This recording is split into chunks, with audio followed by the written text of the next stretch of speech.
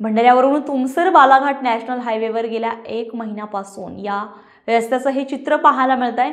या रस्त्याचे काम गेल्या एक वर्षापासून सुरू असून थांबवण्यात आलंय।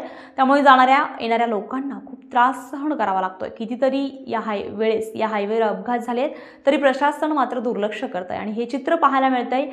या ठिकाणी खड्डे पडलेले आहेत। या जिल्ह्याचे खासदार प्रशांत पडोळे तसेच भंडाऱ्याचे आमदार नरेंद्र भोंडेकर तसेच तुमसर मोहाडी विधानसभा क्षेत्राचे आमदार राजू कारेमोरे यांचं दुर्लक्ष असल्यामुळे या मार्गाचा प्रश्न लांबणीवर आहे। तरी लोकांना होणाऱ्या त्रासाची दक्षता घेण्यात यावी अशी मागणी आता नागरिक करतायत। आपण बघत आहोत स्टार महाराष्ट्र न्यूज। आज या भंडारा जिल्ह्यामध्ये भंडारा तुमसर या नॅशनल हायवेवर आपण बघू शकता की हे चित्र बघू शकता की या नॅशनल हायवेला आता बनवून काही फक्त वर्ष झालेले आहेत आणि काही कोटी रुपयांचा हा काम इथून झालेला आहे।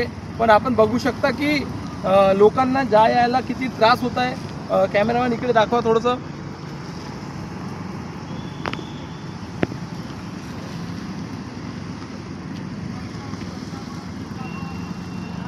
ही देखील अवस्था आपल्याला इथं बघायला मिळत आहे। आज प्रशासकीय लोकांनी आज जे या गव्हर्नमेंटचे ऑफिसर आहेत तर या लोकांनी याच्याकडे लक्ष दिलेलं पाहिजे।